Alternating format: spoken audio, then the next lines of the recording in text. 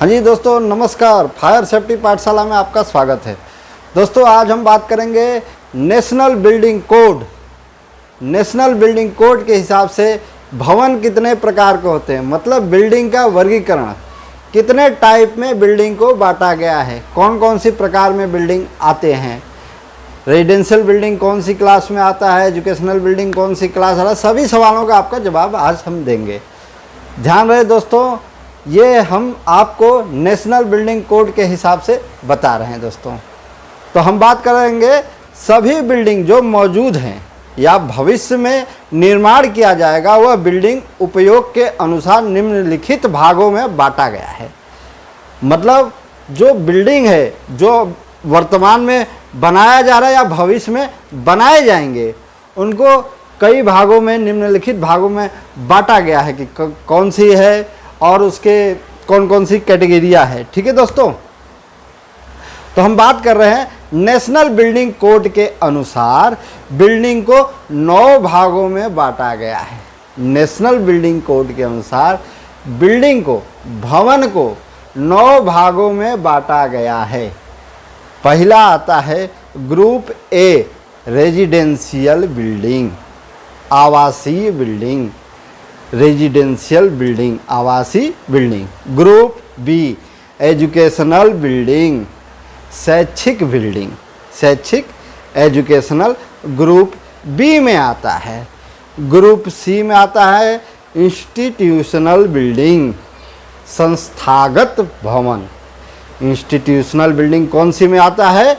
Group C में आता है। उसके बाद आता है दोस्तों ग्रुप डी, असेंबली बिल्डिंग, विधानसभा असेंबल होने के लिए असेंबली बिल्डिंग जहाँ लोग इकट्ठे होते हैं, वो कौन सी क्लास में आता है? Group D. उसके बाद दोस्तों आता है ग्रुप ई, बिजनेस बिल्डिंग, व्यवसाय, जहाँ पे बैठकर किसी कार्य को बिजनेस करने के लिए जो ऑफिसेज वगैरह होते हैं, बिजनेस पर्पस से जो बिल्डिंग बनाया जाता है जहाँ पे ऑफिस वगैरह होते हैं, वो कौन सी क्लास में आते हैं?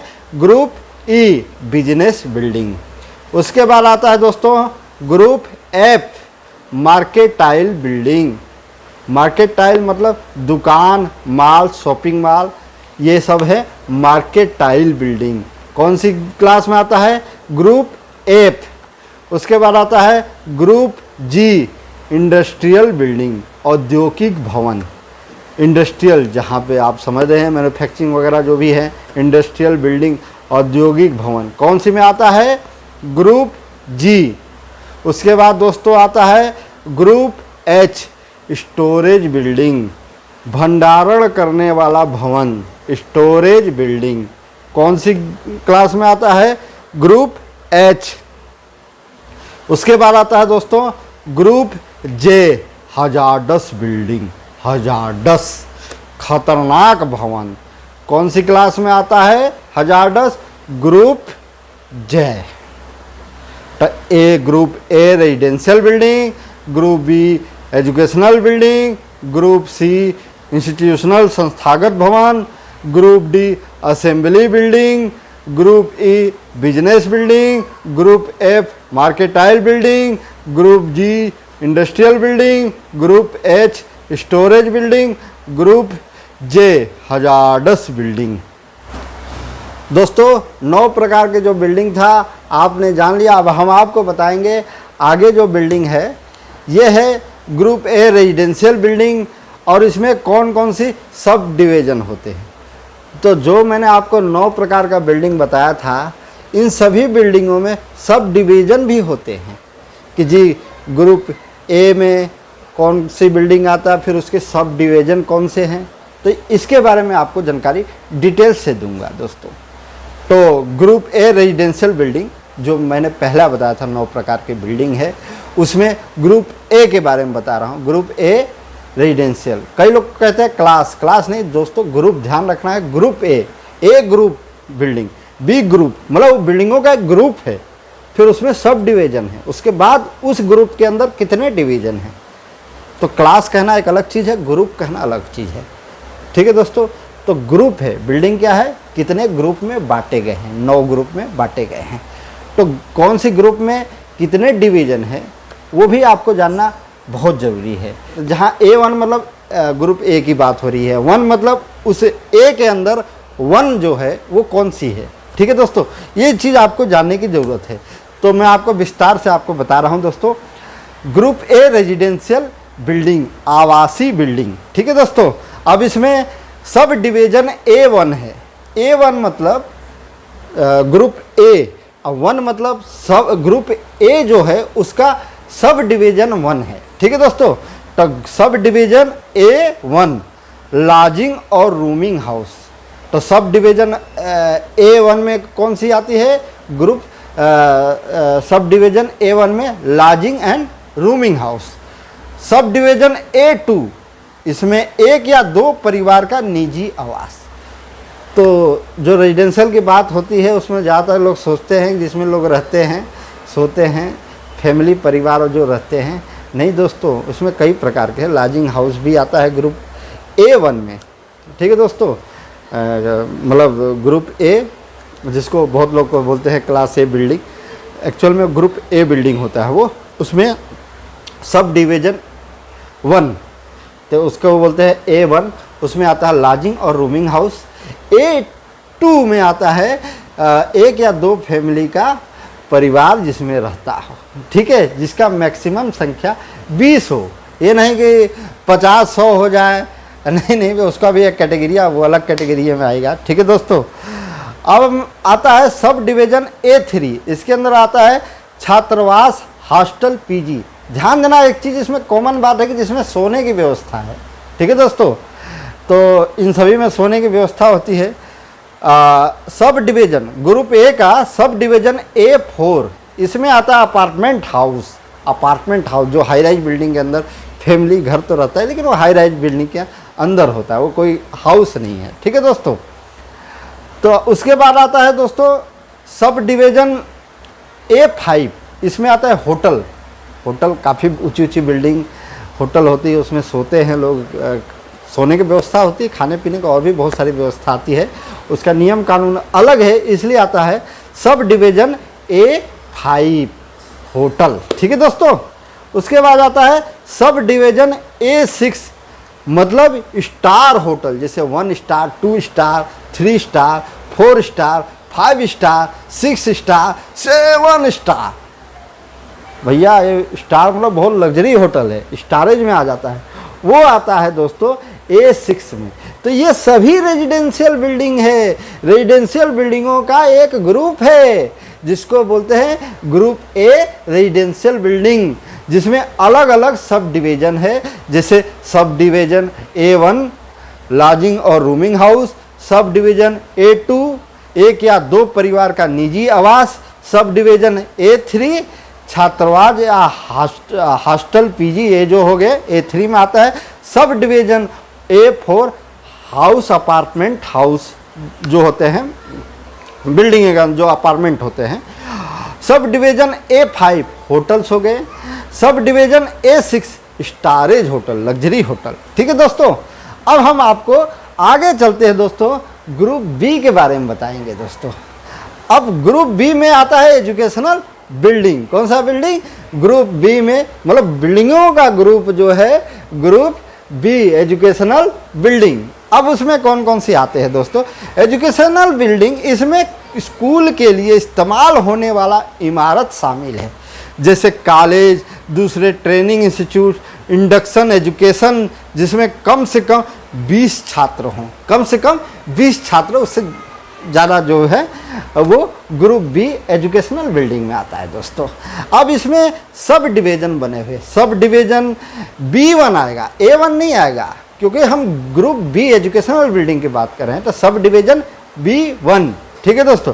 सब डिवीज़न B1 में आता है सीनियर सेकेंडरी स्तर तक के स्कूल, सीनियर सेकेंडरी स्तर तक के स्कूल आता है सब डिवीज़न B1 में। ठीक है दोस्तों, उसके बाद आता है sub division B2 all other, अन्य सभी प्रशिक्षण संस्था, ट्रेनिंग इंस्टीट्यूट, मतलब जितने भी ट्रेनिंग इंस्टीट्यूट है, इसके अलावा जो है सीनियर सेकेंडरी के अलावा जितने ट्रेनिंग इंस्टीट्यूट जो भी हैं, क्या बताऊं, जो फायर की ट्रेनिंग, ITI की ट्रेनिंग इंस्टीट्यूट जो भी है, ये सब डिवीज़न B2 में आता है दोस्तों।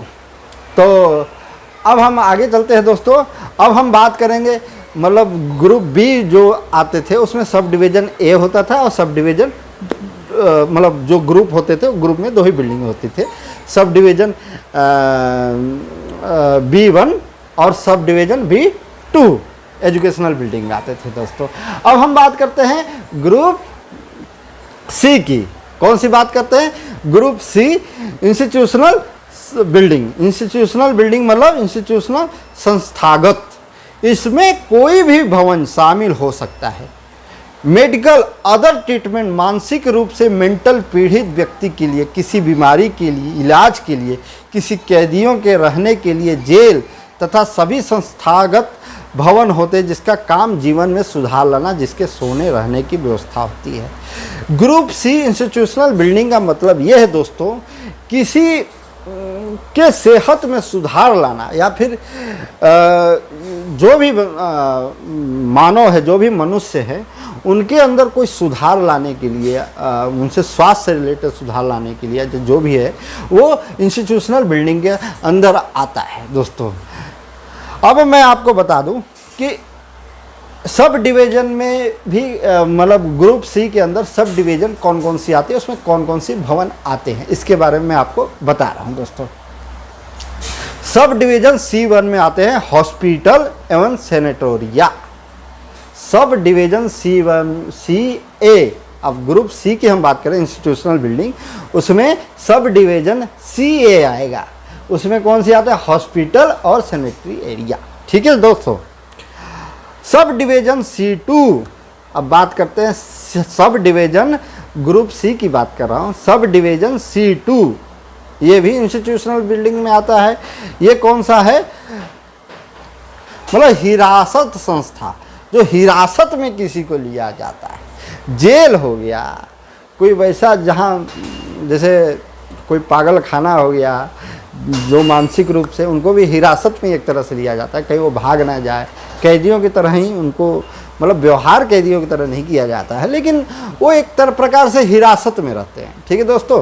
तो जो भी हिरासत वाला जेल आते हैं या फिर कैदी होते हैं, जो मतलब जिनका डर रहता है कि वो भाग जाएंगे, वो दोस्तों आता है सब डिवीज़न C2 में। इंस्टीट्यूशनल बिल्डिंग ये भी है। ठीक है, ग्रुप इंस्टीट्यूशनल बिल्डिंग और सब डिवीज़न C2 हिरासत वाला जो बिल्डिंग होता है। ठीक है दोस्तों। अब आता है सब डिवीज़न C3 मानसिक संस्था, जो मतलब मानसिक रूप से सुधारने का काम होता है। डॉक्टर उनको सुधारते हैं मानसिक, लेकिन वो भी एक तरह से हिरासत में रहते हैं देखा जाए तो, क्योंकि वो भाग जाएंगे, मतलब उनको मौका मिला जाए तो उनके ऊपर सिक्योरिटी की निगरानी भी रहती है। उस हिसाब से उस भवन का निर्माण होता है। नॉर्मल हॉस्पिटल की तरह नहीं होता कि कोई भी आए कोई भी जाए। वो एक तरह से ऐसा सिक्योरिटी टाइट रहता है कि कोई भी मतलब जो मानसिक रूप से कमज़ोर है वो बिल्डिंग से भाग ना जाए।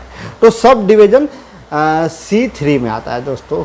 ये भी ग्रुप सी की बात कर रहा हूँ। C3 मतलब उसमें सब डिवीज़न तीसरा है। तो दोस्तों ये हो गया ग्रुप। अब आगे चलते हैं दोस्तों। Group D assembly building. Assembly का मतलब समझ ही रहे होंगे। तो ग्रुप डी में सभी भवन आते हैं जिसमें कम से कम 50 व्यक्ति एक साथ। अब 50 व्यक्ति इसलिए कहा जा रहा है कम से कम, क्योंकि फैमिली में भी तो लोग इकट्ठा होते हैं, 2 4 20 लोग तक। ठीक है, तो इसमें मतलब 50 दिया गया है कि वह जहाँ पे मीटिंग वूटिंग होता है, जो भी बिल्डिंग है जहाँ पे इकट्ठा होने के लिए ही बनाया गया है, कि वहाँ पे 50 से ज़्यादा जो भी मीटिंग वूटिंग चाहे जो भी है, वहाँ सीटिंग व्यवस्था होती है, पिक्चर हॉल वगैरह जो भी है, वो आता है सब डिवीज़न ग्रुप डी में असेंबली बिल्डिंग में आता है। तो इसमें भी अलग अलग सब डिवीज़न है। तो ग्रुप डी में सभी भवन आते हैं जिसमें कम से कम 50 व्यक्ति एक साथ एकत्रित होते हैं, जैसे मनोरंजन के लिए, सामाजिक कार्य के लिए, धार्मिक या किसी समारोह के लिए, मीटिंग के लिए, पिक्चर थिएटर के लिए, विधानसभा हो, क्लब हो, प्रदर्शनी हॉल हो, संग्रहालय एवं सभी भवन शामिल हैं। कौन सी ग्रुप में? ग्रुप डी असेंबली बिल्डिंग में। समझ रहे हो दोस्तों। अब इसमें अलग अलग सब डिवीज़न हैं। तो D1 सब डिवीज़न D1 में क्या है दोस्तों, 1000 से अधिक व्यक्तियों के लिए एक नाटकीय या चलचित्र या किसी अन्य चरण के निश्चित सीटों वाली इमारतें, जो निश्चित सीटों वाली इमारत है जिसमें 1000 से अधिक व्यक्तियों के लिए बनाया गया है, वो 1000 वो सब डिवीज़न 1 में आते हैं। सब डिवीज़न D2 में आते हैं एक नाटकीय या चलचित्र या किसी अन्य चरण वाली इमारतें और 1000 व्यक्तियों तक, वो 1000 से अधिक दिया है लेकिन सब डिवीज़न 2 में मतलब 1000 तक, अगर उससे ज़्यादा है तो सब डिवीज़न 1 में आ जाएगा दोस्तों। तो सब डिवीज़न D2 है, यह एक नाटकीय या चलचित्र या किसी अन्य चरण वाली इमारतें और 1000 व्यक्तियों तक की निश्चित सीटें सब डिवीज़न D2 में आते हैं दोस्तों। सब डिवीज़न D3 में 300 व्यक्तियों से ज़्यादा बैठने की व्यवस्था है लेकिन परमानेंट सीटिंग या अरेंजमेंट नहीं है। ये है सब डिवीज़न D3, मतलब असेंबली बिल्डिंग है भाई साहब, मतलब जहाँ भीड़ भाड़ इकट्ठा होता है, ये वो बिल्डिंग की बात कर रहे हैं हम, जो ग्रुप डी के अंदर आता है। सब डिवीज़न D4 जहाँ 300 व्यक्तियों से कम बैठने की व्यवस्था लेकिन परमानेंट सीटिंग अरेंजमेंट नहीं है, ये आता है sub division D4 assembly building. ये सारे हैं लेकिन अलग अलग सब डिवीज़न में है दोस्तों। ठीक है दोस्तों, एक ग्रुप डी असेंबली बिल्डिंग था। अब इसमें आता है सब डिवीज़न D5, सभी स्ट्रक्चर और टेम्परेरी डिजाइन किए गए स्थायी स्ट्रक्चर जो व्यक्तियों के असेंबल होने के लिए sub division D1 to D4 सभी मतलब ये शामिल हैं, सब डिवीज़न शामिल हैं। सब डिवीज़न D6, ठीक है दोस्तों, सब डिवीज़न D6 में आता है वह सभी मिक्स भवन जिसमें व्यक्तियों के एकत्रित होने की व्यवस्था हो और मार्केटाइल भवन भी हो। उदाहरण के लिए शॉपिंग मॉल जिसमें शॉपिंग करने की फैसिलिटी होने, सिनेमा थिएटर हो, मल्टीप्लेक्स और रेस्टोरेंट, फूड कोर्ट, ये सभी sub division D group D में जो असेंबली बिल्डिंग है उसी में आते हैं। अभी सब डिवीज़न D6 में आते हैं दोस्तों। सब डिवीज़न D7 आ गया। इतने इसमें तो बहुत सारे सब डिवीज़न हैं आपका ग्रुप डी के अंदर। तो D7 सब डिवीज़न D7 में आता है भूमिगत और ऊंचाई मानस रैपिड ट्रांजिट सिस्टम। इस पर सब डिवीज़न में कोई भी भवन स्ट्रक्चर शामिल होगी जैसे भूमिगत या एलिवेटेड रेलवे। मतलब दोस्तों जो भूमिगत या ऊंचाई पर जो भी रैपिड ट्रांजिट सिस्टम है जिसमें रैपिड मेट्रो ट्रेन ये सब चलती हैं, चाहे अंडरग्राउंड चलता है चाहे ऊपर चलता हो। ठीक है दोस्तों, ये सभी आते हैं सब, क्योंकि वहाँ स्टेशन वगैरह पे भीड़ इकट्ठा होती है तो ये भी असेंबली बिल्डिंग में ही आते हैं सब डिवीज़न D7। ठीक है दोस्तों, तो ये ध्यान रहे आपको। अब आते हैं ग्रुप ई, पांचवा है ग्रुप ई बिजनेस बिल्डिंग। कौन सा है? पांचवा है group E business building. Business building क्या है दोस्तों? बिजनेस मतलब व्यवसाय। इसमें कोई भी भवन या उसका हिस्सा शामिल हो सकता है जिसका उपयोग बिजनेस के लिए ट्रांजैक्शन और रिकॉर्ड रखना, व्यावसायिक स्टेब्लिशमेंट, बिजनेस के लिए सेवा सुविधाओं के लिए और व्यापार के लेन देन के लिए उपयोग में आता है, जैसे court house, library, bank, office. ये सभी बिल्डिंग बिजनेस बिल्डिंग। जो दोस्तों ऑफिस होता है जिसमें ट्रांजैक्शन का काम होता है, रिकॉर्ड रखने का काम होता है दोस्तों। ठीक है दोस्तों, ये जितने भी बिल्डिंग है ये आता है बिजनेस बिल्डिंग। अब इसमें भी दोस्तों सब डिवीज़न है। अब हम बिजनेस बिल्डिंग में सब डिवीज़न E1 की बात कर रहे हैं। सब डिवीज़न E1 में कार्यालय, ऑफिस जो हो गया, बैंक हो गया, पेशेवर प्रतिष्ठान हो गए जैसे आर्किटेक्ट्स, इंजीनियरिंग, डॉक्टर, वकील, डाकघर और पुलिस स्टेशन। ये जो कार्यालय हो गया जहाँ डॉक्टर पेशेंट देखते हैं। ऐसा नहीं कि हॉस्पिटल की हम बात नहीं कर रहे हैं, वो अलग होता है, हॉस्पिटल के डिज़ाइन अलग होता है, जहाँ डॉक्टर बैठ के क्लिनिक टाइप खोल के ऑफिस टाइप के बता रहे हैं। ठीक है दोस्तों। कार्यालय, ऑफिस, बैंक, पेशेवर प्रतिष्ठान जैसे आर्किटेक्ट्स, इंजीनियरिंग, डॉक्टर, वकील, डाकघर और पुलिस स्टेशन के कार्यालय भी बिजनेस बिल्डिंग में सब डिवीज़न E1 में आते हैं दोस्तों।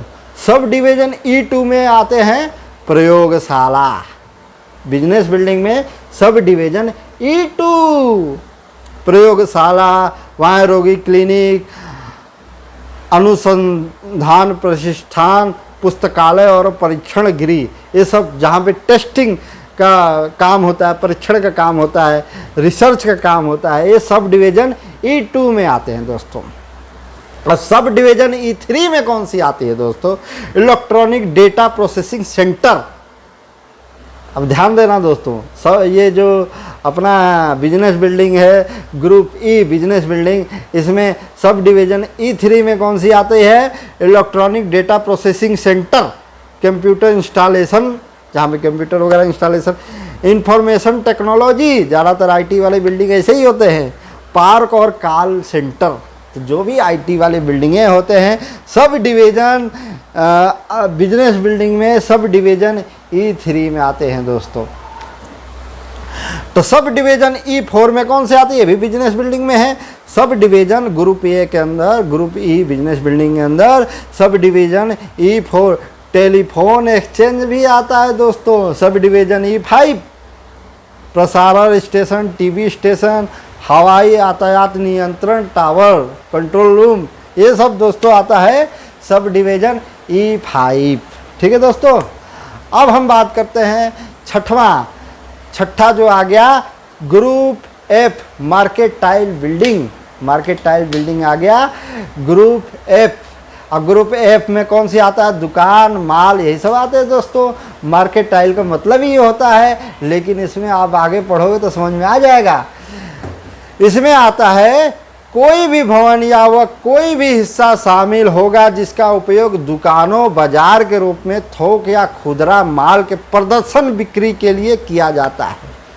दोस्तों, बिक्री एक अलग चीज़ है, लेकिन प्रदर्शन भी किया जाता है, दिखाया जाता है। सेल 50% जूते पर आप, सेल जॉकी पे 30% आप, सेल 70% इस ब्रांड पे आप, या फिर बड़ा बड़ा बोर्ड लगा रहेगा, आपको दिखाया जाएगा। समझ रहे हो कि मॉल वगैरह में देखे ना, बड़ा बड़ा बोर्ड लगा रहता है, या फिर कोई भी दुकान होता है, बोर्ड लगा के मतलब वो दिखाते, अपना सामान का प्रदर्शन करते हैं और बेचते हैं। ऑनलाइन नहीं है उनका, वो ऐसा है। ठीक है दोस्तों, वो आता है market tile building group F, छठा है। ठीक है दोस्तों। अब इसमें सब डिवीज़न आता है। सब डिवीज़न F1 में दुकानें, स्टोर, डिपार्टमेंट स्टोर, बाजार, जो 500 वर्ग मीटर का कोई भी कवर्ड एरिया, जो 500 वर्ग मीटर में कवर्ड एरिया, जो शॉपिंग मॉल वगैरह, दुकान जो भी हैं जिसके ऊपर छत है 500 स्क्वायर मीटर में, वो सब डिवीज़न F1 में आते हैं मार्केट टाइल में। उसके बाद दोस्तों sub division F2, sub division F2 में दुकानें, स्टोर, डिपार्टमेंट स्टोर, बाजार, जो 500 स्क्वायर मीटर से अधिक होगा, वो 500 स्क्वायर मीटर से तक था, ये 500 स्क्वायर मीटर से अधिक आए होगा, तो इसका मतलब सब डिवीज़न आपका F2 में आएगा दोस्तों। तो सब डिवीज़न F2 में कौन से आते हैं? दुकानें, स्टोर, डिपार्टमेंट स्टोर, बाजार, जो 500 वर्ग मीटर से अधिक कोई भी covered area, sub division F2 में आता है। सब डिवीज़न F3 में अंडरग्राउंड शॉपिंग सेंटर, माल बिक्री के लिए और एक भी भवन में स्थित स्टोर और सर्विस फैसिलिटी भी इसके अंतर्गत शामिल किए जाते हैं। ठीक है दोस्तों, ये आता है sub division F3। Underground shopping mall, जो अंडरग्राउंड शॉपिंग मॉल होता है, माल की बिक्री के लिए और एक भी भवन में स्थित स्टोर और सर्विस फैसिलिटी भी इसके अंतर्गत शामिल है। ठीक है दोस्तों। अब आगे चलते हैं दोस्तों, 7वां number group G, industrial building, औद्योगिक भवन। तो औद्योगिक भवन कौन से दोस्तों?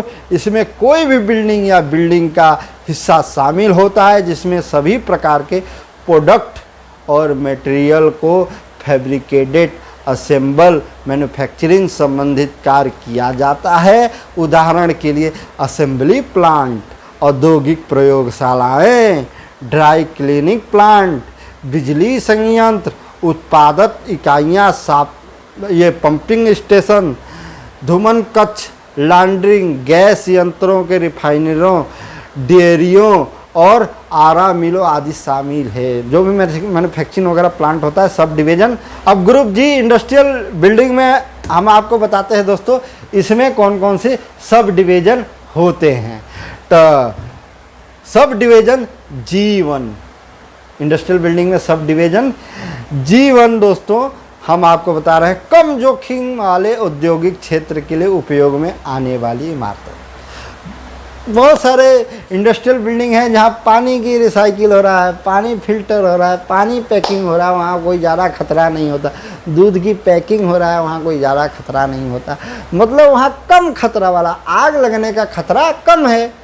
ठीक है दोस्तों, तो वहाँ पे क्या ज़रूरत है, तो उसको बोलते हैं कम खतरे वाला जो इंडस्ट्रियल बिल्डिंग है वो सब डिवीज़न G1 के अंदर आता है दोस्तों। फिर आता है sub division G2। Sub division G2 में मध्यम जोखिम, मतलब वो कम खतरे वाला था, इसे थोड़ा सा ज़्यादा खतरे वाला, मध्यम जोखिम वाले औद्योगिक क्षेत्र के लिए उपयोग की जाने वाली इमारतें, जो थोड़ा सा ज़्यादा खतरनाक है। वो कम वाला तो उससे, लेकिन इसमें ज़्यादा है। इसमें क्या है, कुछ ज़्यादा मटेरियल का, कपड़े उपड़े के सिलाई हो रहा है, या कपड़े के ढेर लगे पड़े हैं, ज्वलनशील मटेरियल बहुत सारे हैं, पन्नी बन रहे हैं, कोई प्लास्टिक गत्ते का काम हो रहे हैं, तो इसमें आग लगने की ज़्यादा चांस है दोस्तों।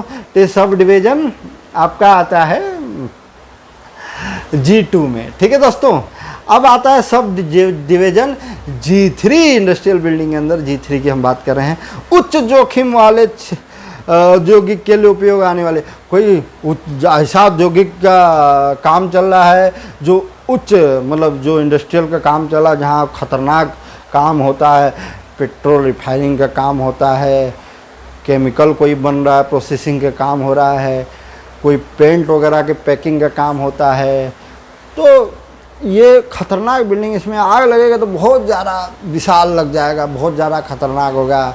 ठीक है दोस्तों, ये तो खतरनाक बिल्डिंग में माना गया है, तो ये industrial building sub division G3 में आएगा दोस्तों। उस हिसाब से इस बिल्डिंग के डिज़ाइन, फायर फाइटिंग सिस्टम, उतने खतरनाक से लड़ने के लिए उसकी दीवार होगा, वो उसी हिसाब से डिज़ाइन किया जाता है।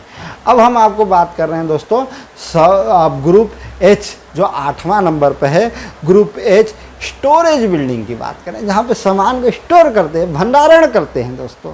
ठीक है दोस्तों, उसके बारे में हम बात कर लें तो इनमें कोई भी इमारत या भवन का हिस्सा शामिल होगा जिसका उपयोग मुख्य रूप से माल के भंडारण के लिए किया था। माल के भंडारण, माल मतलब कहीं और मत चल जाना, माल का मतलब है भाई जो भी फैक्ट्री वगैरह में जो भी बनता है उसको इकट्ठा एक जगह स्टोर किया जाता है, उसको बोलता है माल स्टोर है। ठीक है दोस्तों, तो माल को स्टोर करने के लिए जो बिल्डिंग बनाया जाता है वो ग्रुप H स्टोरेज बिल्डिंग में आता है दोस्तों। इसके अंदर कौन कौन सी आते हैं ये चीज़ ध्यान रखें। उदाहरण के लिए गोदाम, cold storage, freight depot, transit shed, storage house, truck और समुद्री टर्मिनल, गैरेज, हैंगर, अनाज शिफ्टिंग लिफ्टिंग के लिए जो भी है, ये सब चीज़ें आपका ग्रुप H स्टोरेज बिल्डिंग के अंदर आता है दोस्तों। उसके बाद आता है ग्रुप J हजार्डस बिल्डिंग, खतरनाक building. Group J hazardous building तो जो आप खतरनाक समझ गए, जिसके अंदर ज़्यादा आग लगने की चांस हो, कोई ऐसा मटेरियल अगर तुरंत आग पकड़ ले, वो खतरनाक बिल्डिंग के अंदर आता है। वो स्टोरेज भी हो सकता है, मतलब मैं बता रहा हूँ आपको। तो हजार्ड खतरनाक जो है, इसमें कोई भी इमारत या उसका हिस्सा शामिल होगा जिसका उपयोग अत्यधिक दहनशील या विस्फोटक सामग्री के भंडारण, हैंडलिंग, मैन्युफैक्चरिंग के लिए किया जाता है। जो ठीक है, जो अत्यधिक जलने के लिए उत्तरदायी है, जो जहरीले धुएं या विस्फोट तथा उत्पादन कर सकता है, विस्फोटक का उत्पादक कर सकता है, जिसमें अत्यधिक जहरीले या हानिकारक एसिड या अन्य तरल पदार्थ या रसायन जो धुएं और विस्फोटक जहरीला गैस पैदा करते हैं। खतरनाक बिल्डिंग है दोस्तों, हजार्डस बिल्डिंग है, इसलिए ग्रुप एच में डाला गया 9वां नंबर सबसे लास्ट में, एक खतरनाक वाला बिल्डिंग है दोस्तों। तो अब आप लोग समझ गए होंगे कि क्लासिफिकेशन ऑफ बिल्डिंग।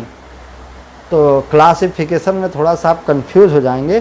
तो group of building, type of building, तो नेशनल बिल्डिंग कोड के हिसाब से कितने प्रकार के बिल्डिंग होते हैं, कितने प्रकार के होते हैं? 9 प्रकार के होते हैं नेशनल बिल्डिंग कोड के हिसाब से। ग्रुप ए रेजिडेंशियल बिल्डिंग पहला था, दूसरा है group B educational building, group है एजुकेशनल बिल्डिंग का ग्रुप है। ग्रुप की बात जहाँ होती है उसमें और भी है जिसको सब डिवीजन बोलते हैं, ठीक है दोस्तों। अब आते हैं तीसरा ग्रुप सी इंस्टीट्यूशनल बिल्डिंग, संस्थागत बिल्डिंग जो होता है। ग्रुप डी चौथा है असेंबली बिल्डिंग, विधानसभा जो असेंबली बिल्डिंग जो है वो ग्रुप डी में आता है, आपका चौथा नंबर। उसके बाद आता है 5वां number group E business building, व्यवसाय बिल्डिंग, ठीक है दोस्तों। उसके बाद आता है ग्रुप सी 6 नंबर पे आता है ग्रुप एफ मार्केटाइल बिल्डिंग, दुकान माल ये मार्केटाइल बिल्डिंग के अंदर आते हैं। ये आता है ग्रुप एफ 6ठा नंबर पे, ठीक है दोस्तों।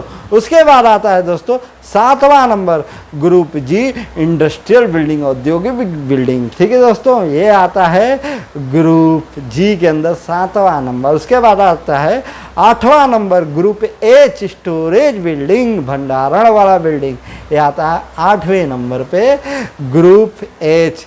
फिर आता है दोस्तों ग्रुप जे हजार्डस बिल्डिंग, खतरनाक बिल्डिंग, ठीक है दोस्तों।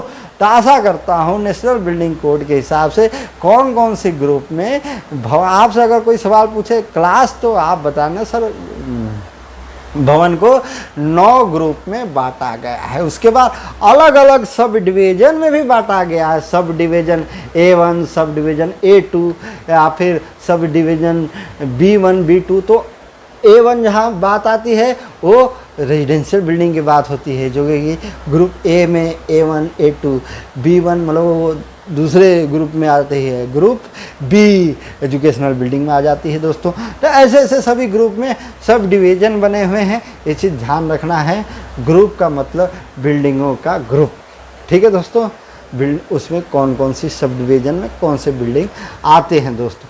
आशा करता हूँ बिल्डिंग कितने प्रकार के होते हैं, बिल्डिंग को कितने ग्रुप में बांटा गया है, 9 प्रकार में बांटा गया है। कौन सी ग्रुप ए में कौन सी आती है, ग्रुप बी में कौन सी आती है, सभी ग्रुप में कौन कौन सी बिल्डिंग आते हैं, उसके सब डिवीज़न कौन कौन से होते हैं, इसके बारे में थोड़ा बहुत जान गए होंगे। आशा करता हूँ कि अगर आपको ये वीडियो अच्छा लगे तो मेरे वीडियो को लाइक करना ना भूलें और कमेंट करके मुझे ज़रूर बताएं। धन्यवाद दोस्तों, नमस्कार। वीडियो को लाइक ज़रूर करें, ये आपसे निवेदन है। नमस्कार।